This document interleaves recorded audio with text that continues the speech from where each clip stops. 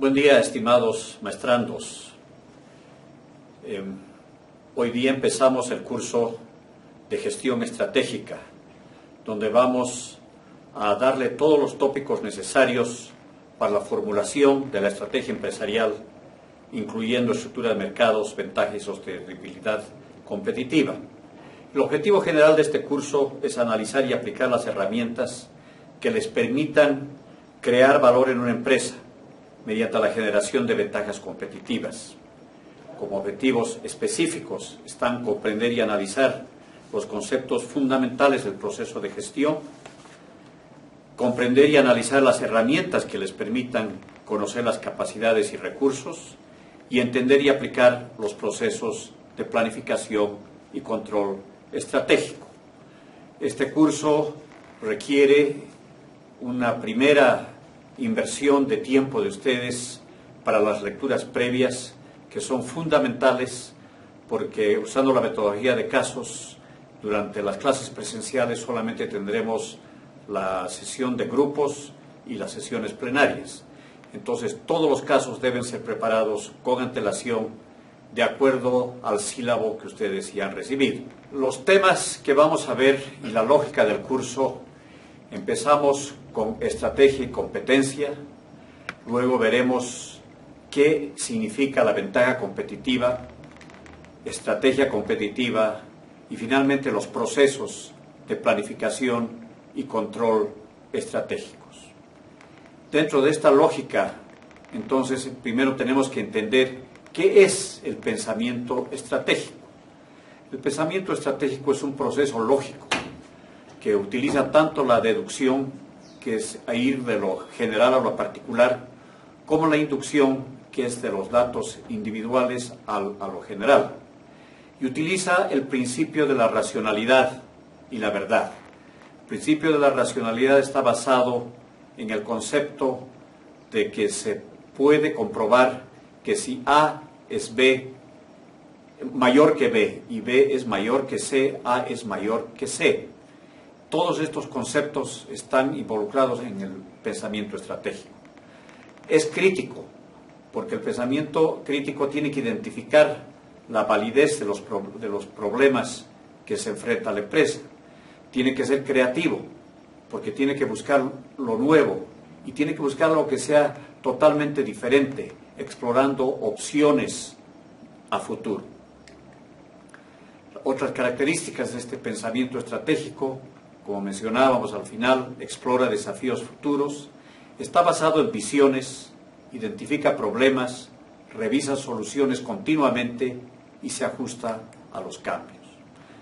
Tal vez para definir estrategia, una de las cosas que a Porter le gusta mencionar en sus conferencias, y Michael Porter es uno de los gurús del concepto de estrategia empresarial, que él dice que no es estrategia enfatizar la eficiencia operacional. Yo no puedo decir que la estrategia de mi empresa es mejorar la productividad, tener un programa de calidad total o hacer una reingeniería, o ni siquiera la gestión del cambio. Eso nos da eficiencia operacional, eso nos hace buenos en hacer lo que hacemos, pero no es una estrategia.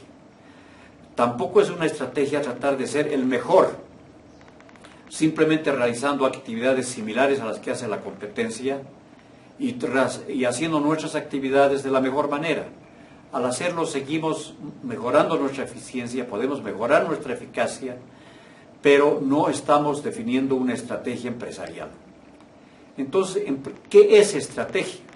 Es crear ese posicionamiento único, donde nosotros no hacemos lo mismo que hacen los demás, sino hacemos actividades diferentes, y donde tenemos claramente establecidos cuáles son las prioridades entre esas actividades. También es estrategia conseguir una ventaja competitiva, y esto se mide con el desempeño económico. Eso es mejorar nuestro retorno a la inversión, eso es maximizar el valor de las acciones que reciben nuestros accionistas. Entonces, la ventaja competitiva es mejorar nuestro desempeño económico. Y ahí sí no nos interesa qué es lo que está haciendo la competencia. Lo que me interesa saber es cuál es mi desempeño económico y cuál es el valor y cómo está creciendo el valor de las acciones para mis accionistas. Entonces, otra vez tratando de diferenciar, cuando hablábamos que no es ser el mejor, no es tratar de ser el número uno, no es enfocarse en un segmento de mercado, no es servir al mejor cliente con el mejor producto, no es solamente competir imitando a otros, no es, en fin, tener un suma cero donde ambos, alguien tiene que perder para que yo gane. Lo que sí queremos es escoger una ruta diferente que nos permita ser únicos en el negocio, tener los retornos más altos, enfocarse en las utilidades. Al final, por lo que se juzga una empresa es por la línea final. Tenemos que servir a diversas necesidades de nuestra clientela. Tenemos que competir innovando, no imitando. Y tenemos que tener una suma positiva. Puede haber múltiples ganadores, puede haber otras empresas que también ganen. No es suma cero. No tengo que ganarle a otro para yo ganar y que el otro pierda. En este caso, mi estrategia tiene que ser único, tener retornos altos, enfocarse en utilidades. Entonces hablamos, ¿qué es competencia? Si estoy en el campo de tener utilidades mayores, competencia no es derrotar al rival. A mí no me interesa lo que está haciendo mi rival. A mí lo que me interesa es maximizar mi rentabilidad. Porque yo tengo que competir, es cierto, con rivales por rentabilidad, pero también tengo que competir con mis clientes. Mis clientes quieren pagar menos por mi producto, entonces tengo que convencerlos que la calidad de mi producto es tal que ellos paguen lo que yo espero que deba recibir por mis servicios o por mis productos. Además, tengo que competir con los proveedores de materias primas. Ellos obviamente me van a querer incrementar los precios, pero nosotros lo que queremos es que nos den insumos de calidad al menor precio posible, y para eso tenemos que competir con ellos, haciéndolos competir también entre ellos. Y finalmente tenemos que competir con rivales potenciales que todavía no están haciendo el negocio que nosotros hacemos, pero que en cualquier momento pueden entrar.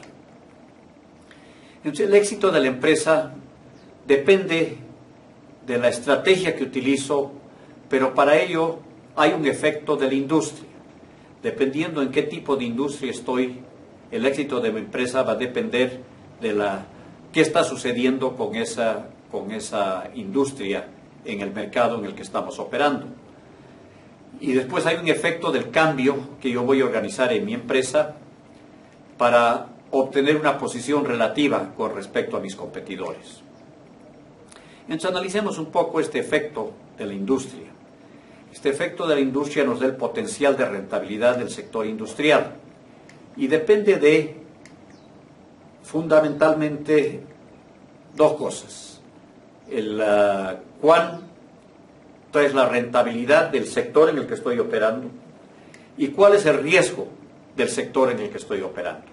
Entonces, si yo estoy operando en una industria, tengo que tener muy claro cuál es la rentabilidad del sector y cuáles son los riesgos que me da ese sector. Entonces, es muy importante hacer un análisis de la estructura en la industria en la que está operando mi empresa. Tengo que determinar el potencial de rentabilidad del sector. Obviamente, si es un sector de bajos rendimientos, no puedo esperar tener grandes rendimientos si toda la industria no rinde lo suficiente. Me permite también entender cómo funciona la industria y cómo se compite dentro de esa industria.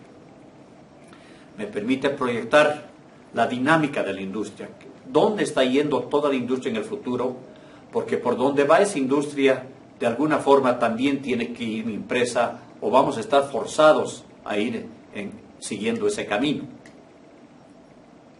Entonces, ¿cómo analizamos la estructura industrial? Este análisis nos va a permitir definir nuevos paradigmas para cambiar las características de la industria. También nos permite definir las opciones que tenemos dentro de esa estructura industrial para competir con otros miembros que están en ese grupo y descubrir los factores críticos de éxito para cada una de las opciones por las que vamos a competir. tenemos que ver cuáles son los factores, qué es lo que es importante en mí para competir con otros que me permitan tener el éxito deseado. Entonces, el análisis de industria nos permite identificar las fuerzas competitivas dentro de la industria y el potencial de rentabilidad. Ese análisis de industria nos muestra, por ejemplo, cómo está la rivalidad entre competidores. ¿Hay amenazas de entrada de nuevos competidores a la industria? ¿Cuál es el poder del negociador que tienen los proveedores en esta industria? ¿Cuál es el poder que tienen los compradores para comprarnos lo que vamos a vender o los servicios o los bienes que vamos a dar? Y finalmente lo que mencionábamos antes, ¿cuál es la amenaza de sustitutos? Entonces, este análisis de la industria nos permite ver las fuerzas competitivas y nos permite evaluar el potencial de rentabilidad que tiene la industria. Esto lo clasifica muy bien Michael Porter en su modelo de las 5 fuerzas competitivas. Y otra vez resumiendo lo que hablábamos, las 5 fuerzas son la amenaza de nuevos competidores, el poder negociador de los clientes, el poder negociador de los proveedores, la amenaza de sustitutos y la intensidad de la rivalidad dentro del negocio. Analicemos una por una. La amenaza de nuevos competidores. Si entran o no entran depende del tipo de barreras de entrada. Las barreras de entrada tienen que ver con economías de escala. Si esta empresa requiere un gran volumen, va a ser difícil que entren nuevos competidores. También, ¿cuál es la sensibilidad que tienen los clientes a los precios? Los nuevos competidores no van a entrar en un negocio donde los clientes tienen mucho que ver con el precio. También el nivel de inversión. Si el nivel de inversión es muy alto, esta es una gran barrera de entrada que no permite que entren nuevos competidores, porque tiene que ser gente con mucho capital para entrar a competir. También si el competidor va a tener que hacer un cambio, ¿cuánto es el costo de ese cambio para entrar en un nuevo negocio? Finalmente, ¿qué ventajas ya tenemos en costo los que estamos adentro y qué es una ventaja contra los que quieren entrar? Y finalmente también existen políticas gubernamentales como barreras de entrada que evitan que puedan entrar competidores. El otro elemento de las 5 fuerzas de Porter es el poder negociador de los proveedores. Ahí tenemos que ver, son muchos, hay muchos proveedores. Es difícil hacer un cambio de proveedores. ¿Cuál es el costo de salir de un proveedor a otro proveedor? Hay posibilidad de que los proveedores se integren hacia adelante. Hay una amenaza de sustitutos a esos proveedores. Y otro, también, como decíamos, también competimos con los clientes. ¿Cuál es el poder de negociación que tienen esos clientes? Y eso depende, son muchos, hay un gran número de compradores, hay un grado de estandarización del producto. Cuanto más estándar el producto, mayor poder tienen los clientes. Hay una amenaza de la industria de integrarse hacia adelante y el nivel de información de la empresa por parte del cliente. El otro elemento es la amenaza de sustitutos. Hay sustitutos para lo que estoy produciendo. ¿Cuál es el precio relativo de los sustitutos? Dependiendo, por ejemplo, en el caso del petróleo, vemos cuando el precio del petróleo sube, hay muchos sustitutos que entran, pero al momento que baja, muchos de esos sustitutos ya no son reales porque sus costos son muy altos y no pueden entrar a competir. La tendencia de los sustitutos a mejorar su calidad y precio, ¿pueden hacerlo? La rentabilidad de los sectores que producen el sustituto. ¿Y cuál es la actitud de los clientes hacia los nuevos sustitutos? ¿Los clientes están proclives a entrar a un nuevo sustituto? Por ejemplo, hablábamos otra vez del caso del petróleo. ¿Están dispuestos los clientes a entrar a manejar vehículos con gasol o vehículos con eléctricos? Entonces, la otra es el costo de cambio para el distribuidor o para el cliente. Si voy a cambiar, por ejemplo, de un auto a combustión por un auto eléctrico, ¿cuál es el costo de ese cambio? Tanto para el distribuidor como para el cliente. Y finalmente, el otro elemento es la intensidad de la rivalidad. Hay muchos competidores, está creciendo el sector. ¿Qué importancia tienen los costos y la magnitud de esos costos? ¿Hay barreras de salida? ¿Es fácil salirse de ese negocio? La diferenciación del producto, ¿hay lealtad a la marca?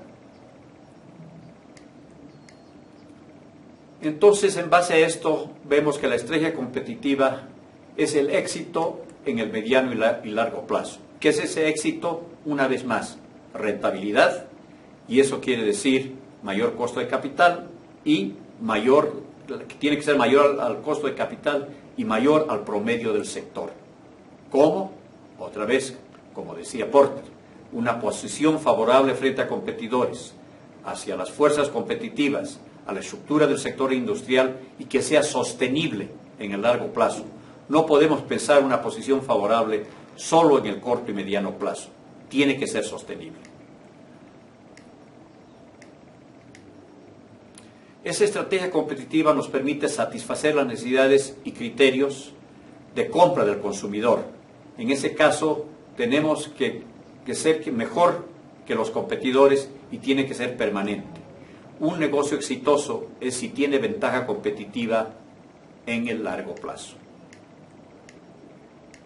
Esta ventaja competitiva tiene ciertas condiciones. Los consumidores tienen que percibir la diferencia en los atributos más importantes que tenga mi producto o mi servicio. Los atributos importantes son los que el cliente considera que caracterizan al producto o al servicio que estoy ofreciendo. Y también tengo que tener una ventaja claramente de mi empresa vis-a-vis los competidores. Entonces, la diferencia entre esos atributos, tiene que haber una brecha entre nuestra empresa y la competencia. Y eso está basado en cuáles son los recursos, cuál es la capacidad de mi recurso humano, cuáles son mis accesos a los insumos, cuál es mi capacidad organizativa. Hay una brecha clara en la forma como yo estoy organizado y cómo está organizada la competencia. Estos mis recursos disponibles y estas capacidades organizativas son perdurables en el tiempo. Si es así, ese es un atributo que me diferencia. Ahora muchas veces confundimos planificación estratégica con estrategia. Lo que hemos estado ahora hablando es el concepto de la estrategia empresarial. La planificación estratégica es el proceso mediante el cual uno define la estrategia de una empresa. Es un esfuerzo de organización bien definido, disciplinado. Nos da la total especificación de la estrategia de una empresa. Nos permite asignar recursos y responsabilidades para esa ejecución. Este proceso es un esfuerzo de toda organización que nos especifica la estrategia especial que vamos a utilizar y también nos da qué recursos debemos utilizar y cuáles son las responsabilidades para su ejecución. Al formular una estrategia tenemos que hacer algunas preguntas clave, especialmente al desarrollar este modelo de planificación estratégica. ¿Qué estamos haciendo ahora? ¿Qué está haciendo la institución? ¿Qué está pasando en el entorno? En base a los cambios en el entorno y a lo que estamos haciendo, ¿deberíamos cambiar? ¿Qué debería hacer la institución? ¿Dónde estamos? ¿Dónde queremos ir? ¿Podemos llegar donde queremos ir? ¿Y cómo vamos a hacer para llegar donde queremos ir? ¿Qué estrategias nos permitirán lograr los objetivos? ¿Y qué decisiones nos permitirán hacer que estas estrategias se cumplan? Entonces es un enfoque prospectivo. La planificación estratégica elabora escenarios que nos permiten ver diferentes imágenes de cómo puede ser el futuro. Tenemos que ver futuros alternativos, opciones de futuro. Entonces tenemos que tener otra vez muy claro el diagnóstico de la empresa. Ustedes ya están familiarizados con el concepto del FODA. Tenemos que tener claramente cuáles son nuestras fortalezas, cuáles son nuestras debilidades, qué oportunidades nos presenta el entorno y cuáles son los riesgos también de ese entorno. Entonces, en base a eso veremos cómo podemos tener una opción estratégica que me permita reforzar mis debilidades, hacerlo mejor con mis fortalezas y para beneficiarme de la dinámica del entorno. Entonces definimos metas estratégicas que influyen la naturaleza, dirección global y viabilidad de la organización y que identifican obstáculos para este proceso. Entonces, una vez definida esa estrategia, definimos programas estratégicos que sean de alta relevancia y que me permitan cumplir con mis metas y objetivos y que tengan un tan alto impacto en la forma, en la dirección global y en la viabilidad de nuestra organización.